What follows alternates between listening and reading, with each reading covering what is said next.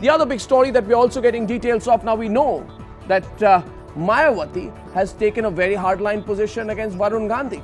The Congress party had earlier said that Mayawati is doing a lot of things at the behest of the BJP, that it's all big one stage managed show between Mayawati and the BJP so that both of them can take hardline positions, polarize the vote and hence benefit. So all of this which was going on about Varun Gandhi is essentially aimed at creating controversy, staying in the limelight and ensuring that the hardline votes on both sides go to the BJP and the BSP respectively.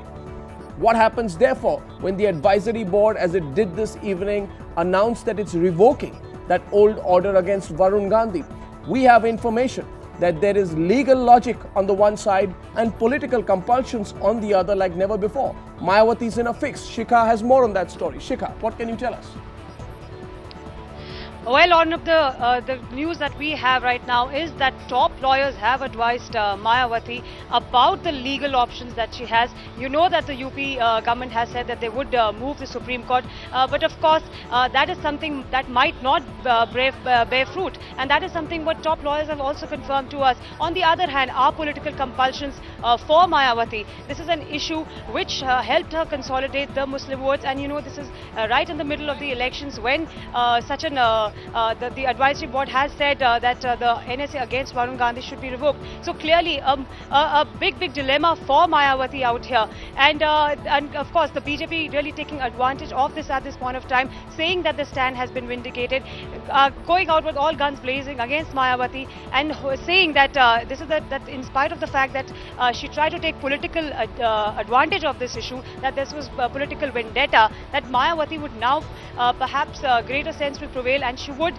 sort of ask that the UP government would remove the NSA. But at this point of time, Ornab, Mayawati in a fix. There is legal logic which goes against the fact that she should knock on the Supreme Court's door. But right in the middle of the elections, there are political compulsions from Mayawati. Well, but of course, it remains to be seen what Mayawati will do. Well, we know Mayawati has taken a hardline position, and therefore, if one knows Mayawati, Shikha, and you know very well what Mayawati's moves are, she's going to choose political compulsions well over legal logic. She can get all the advice which you're talking about, saying don't contest, but the fact is even before, and this is information that we have here exclusively at Times Now, it's a strange position, isn't it? Mayawati is actually seeking that legal advice. Even before that legal advice comes in its written form, you issue a press release which says you're going to take the matter up to the Supreme Court. So it's straightforward politics. She's not going to the Supreme Court based upon the legal written opinions of her own legal advisors. It's a political decision which is being taken,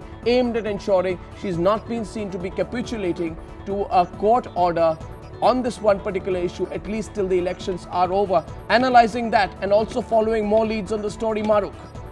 Right, Ornab, like you mentioned, we have been getting reports that as far as, especially sources that are very close to the UP Chief Minister, they're very clearly saying that as far as legal advice goes, Mayawati at this point should not approach the Supreme Court. That's very clear. But like you said, it's legal advice on the one hand and political compulsions on the other. It's election time. Mayawati realizes political compulsions take the lead. She realizes that if she does not approach the Supreme Court at this point, that is not going to be looked at favorably politically. Also, what Mayawati realizes is that the minorities in Uttar Pradesh, which form a huge vote bank, are going to feel betrayed. And that is something that her rival, the Samajwadi Party, is going to take the lead on and condemn her, or actually allege that she is conspiring with the BJP in this particular situation. So Mayawati, being the political strategist that she is going to go with political compulsions and approach the Supreme Court. Well, it's incredible, isn't it, Navika? Incredible that even before the legal advice is in, you take a position on behalf of your own lawyers. Now that does not happen in an ordinary situation, which means lawyers, when it comes to political cases, are simply sometimes cosmetic, aren't they? Navika, but where will this story go? It seems effectively over. It's a matter of days before its natural demise, isn't it? It's never a last word in politics, Ornab, and that's where this current timing is such.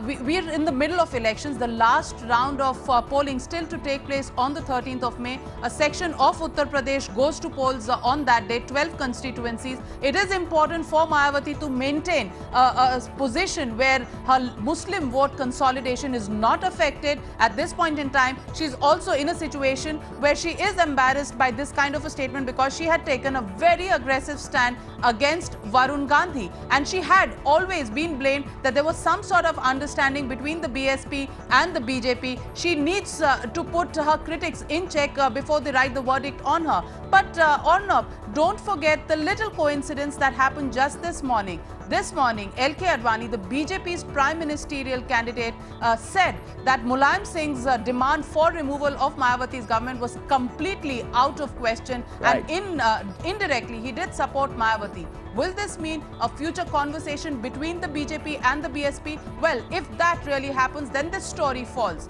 Otherwise, Mayawati will continue to increase the pressure and approach the Supreme Court to put the BJP in a spot. It's so fascinating, isn't it? I mean, just look at the situation there. Thank you very much, Navika, for that.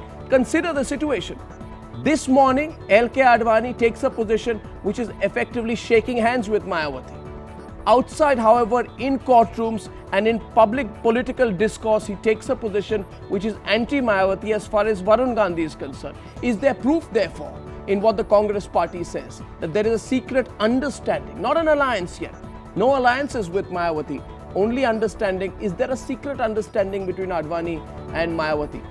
The story is not closed yet. Watch the space on that one. After the break, the story we broke day before yesterday, confirmed yesterday, moving today. We're now being told that even on an evening when right now as this broadcast is being brought to you, Lalu and Paswan have boycotted that big cabinet meeting going on at the Prime Minister's residence. Information coming in, the Congress party is trying to create a split between Lalu and Paswan. Big story if it happens, and we're coming back on the other side with more details on that. Please come back with us.